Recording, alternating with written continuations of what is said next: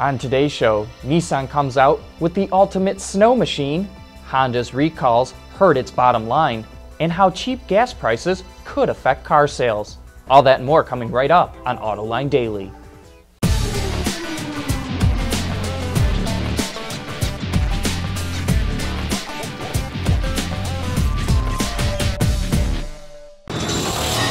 This is Autoline Daily for January 30th of 2015. Honda has set aside millions of dollars to deal with all the recalls related to Takata's defective airbags, and now it's catching up to its bottom line. The company released its financial results for the most recent quarter, and they're not too good. Sales came in at just over 1 million units, which is a 5% drop compared to the previous year. Its total revenue fell just shy of $29 billion, a gain of 9%. However, its net income fell by 15%. Coming in at $1.2 billion. And because of all the recalls, the company lowered its sales and revenue forecast for the fiscal year. When Kia introduced its new luxury vehicle last year, the K900, many people wondered who would pay 60 grand for a Kia? Well, not too many apparently. The company sold just 1,300 in the US last year. And because of that, Motor Authority reports Kia is slashing the starting price of the luxury car by $5,000.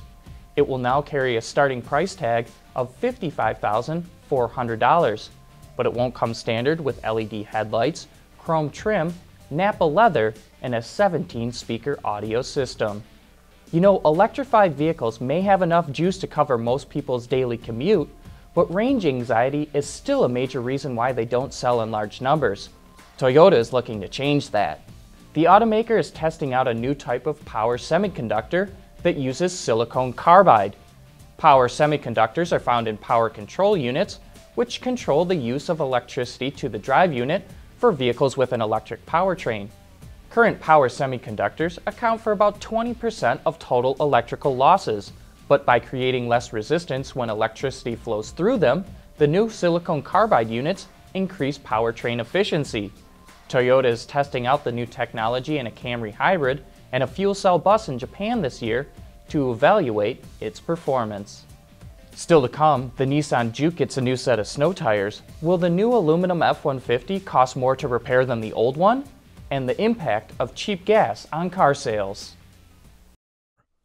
Autoline Daily is brought to you by Bridgestone Tires, your journey, our passion, and by Dow Automotive Systems, breakthrough technologies for lightweight vehicles. It was not hard to guess that body repair costs would go up on the new aluminum F-150, but many of us had no idea how much. So Edmunds took out its sledgehammer to crunch the numbers. That's no metaphor. They literally took a sledgehammer to the rear quarter of the bed of the truck. What they found is insurance labor rates for aluminum repairs are about double that of steel, and also the amount of time to complete the repair was twice as long. I'm sure both of those will start to come down as more trucks hit the road and body shop repair guys get more familiar with aluminum repairs. But it's still something to take into consideration.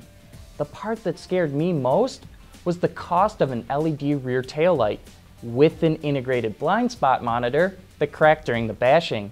It was a shade under $900. Ouch!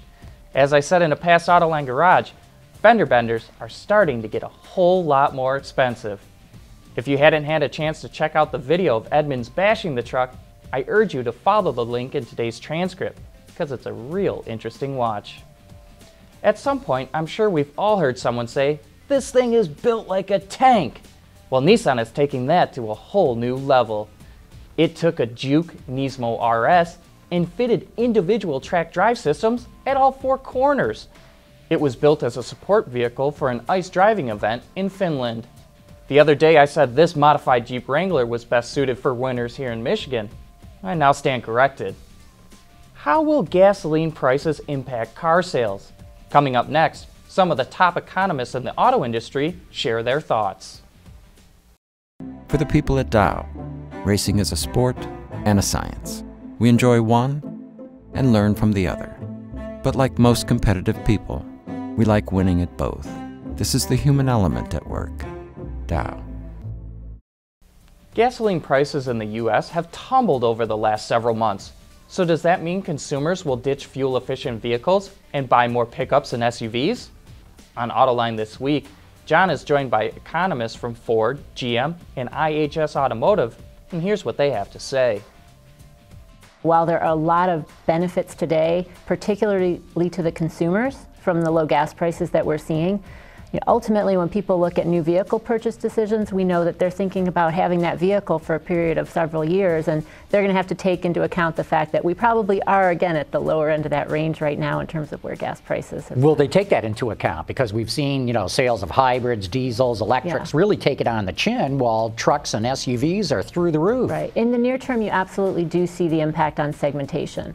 And so that, it will affect sales to a certain extent, but that's not to say that no one's buying fuel-efficient vehicles. No, that's true. They are. But Charles, that's what some people are telling me. Oh, the stupid consumer, don't they remember anything? What's your take on how the consumers are going to buy new vehicles in terms of this cheap gas? Well, I think they are going to take their time and see whether this is the real deal, whether gas prices will stay at this level for an extended period of time.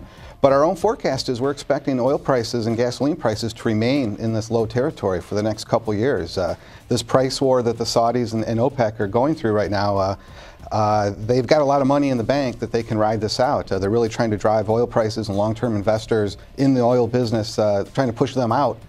And so I think the American consumer is going to benefit for quite a while. But I think consumers are, they've been through this before. We've seen gas prices rise and fall dramatically. And I think that they will, as Emily was saying, a vehicle is a long-term purchase. So I think it might impact people on the margins. But for the most part, people are still no gas prices.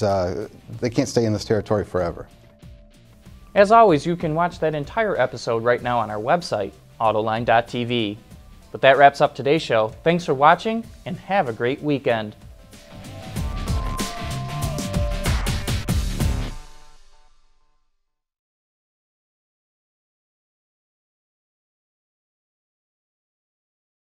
Ward's is the industry leader for news, data, and analysis. That's why companies across the globe subscribe to our premium service, maybe even your own. Log in for subscriber access now. Check your company's intranet for details, and rely on wardsauto.com to keep you informed.